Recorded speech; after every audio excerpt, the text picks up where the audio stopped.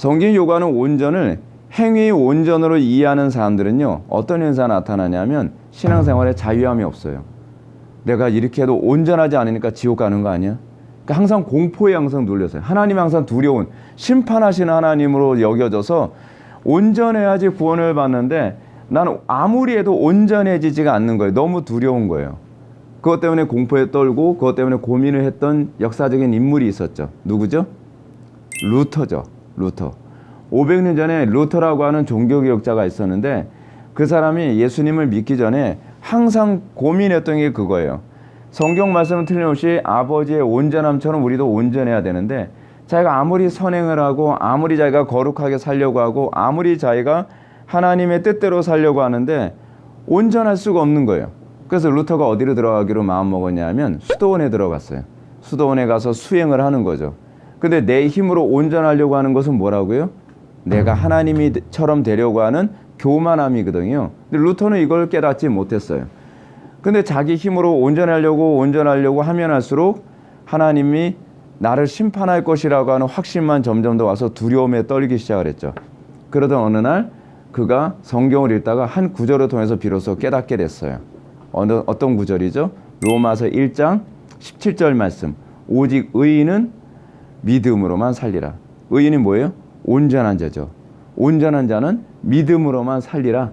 이 말씀이 루터에게 엄청난 충격과 도전이 된 거예요. 아, 행위의 온전함이 아니라 그리스도의 온전함을 덧입어 살라는 얘기구나. 하나님 앞에서 우리가 심판을 받지 않는 건 우리의 행위를 보시고 하나님께서 심판하지 않으시는 것이 아니라 예수님의 그 온전함을 우리 것으로 여겨주시기 때문에 우리가 하나님의 심판에 떨어지지 않는 것이구나라고 하는 걸 루터가 알게 된 거죠. 이것이 의인은 믿음으로만 산다라는 것이죠.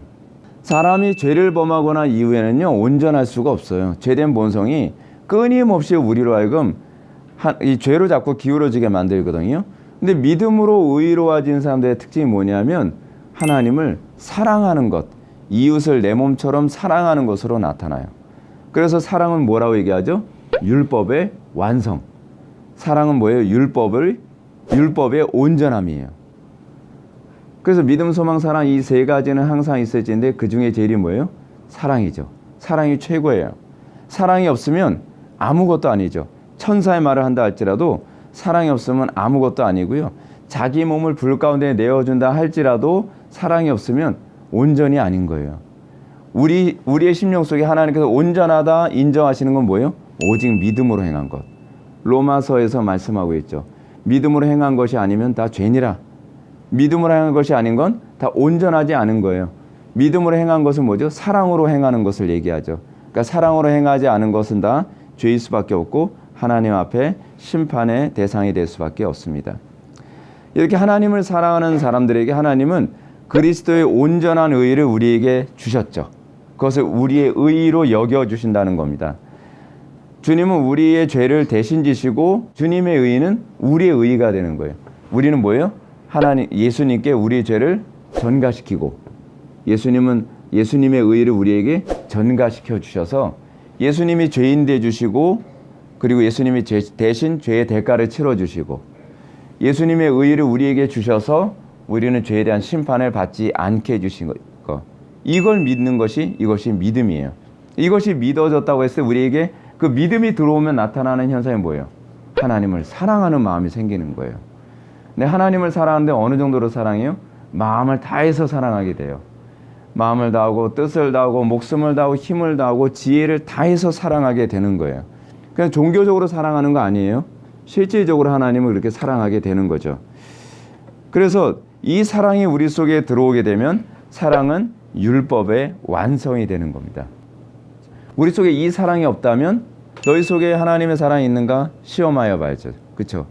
하나님을 어느 정도로 사랑하는 것이 참된 사랑이에요? 마음을 다하고 뜻을 다하고 목숨을 다하고 힘을 다하고 지혜를 다해서 사랑하게 되는 것. 그렇게 되는 것이 우리 속에 믿음이 들어왔음을 확신하게 되는 것이죠. 프란시스 쉐이퍼라고 하는 사람이 있습니다. 이 쉐퍼가 온전과 관련해서 신자가 추구해야 될 태도를 이렇게 얘기했어요. 우리는 완전성보다 낮은 모든 표준을 반대하지 않으면 안 된다. 우리는 이 표준을 할 수 있는 한 진지하게 지키지 않으면 안 된다. 이와 같은 표준의 총체성 그 이하의 것은 충분하지 않다. 이렇게 얘기했어요. 무슨 얘기냐면 우리가 하나님을 사랑하게 되면 사랑의 특징이 뭐죠? 정말 온전히 상대방을 기쁘게 해주고 싶죠. 이게 우리의 마음은 이미 온전의 기준이 맞춰져 있어요. 근데 하나님을 사랑하지 않으면 그냥 대충 해도 이 정도면 됐지. 그렇게 하게 되죠. 근데 사랑하게 되면 어떻게 해요? 더 하나님을 기쁘시게 해드릴 수 없을까? 더 하나님의 말씀대로 정확하게 살 수 없을까? 이런 태도가 나오게 되는 것입니다. 그래서 우리는 이 땅에서 온전하지 않지만 우리의 마음은 어디에 항상 초점이 맞춰서 살게 돼 있어요? 온전함에 초점을 맞춰서 살게 돼 있죠. 그렇게 살면 자기 의가 나와요, 안 나와요? 안 나오죠. 왜냐하면 우리가 아무리 하나님의 영광 위에 살아도 항상 부족한 것 같은 거예요. 여러분들이 사랑하는 사람한테 선물을 줬을 때 이 정도 선물이면 됐지. 그렇게 안 되죠. 더 좋은 선물을 주지 못해 참 미안하다. 그 마음이 하나님을 사랑하는 마음이고 그런 사랑하는 마음이 내 마음속에 생겼을 때 내가 믿음이 들어왔구나. 그죠?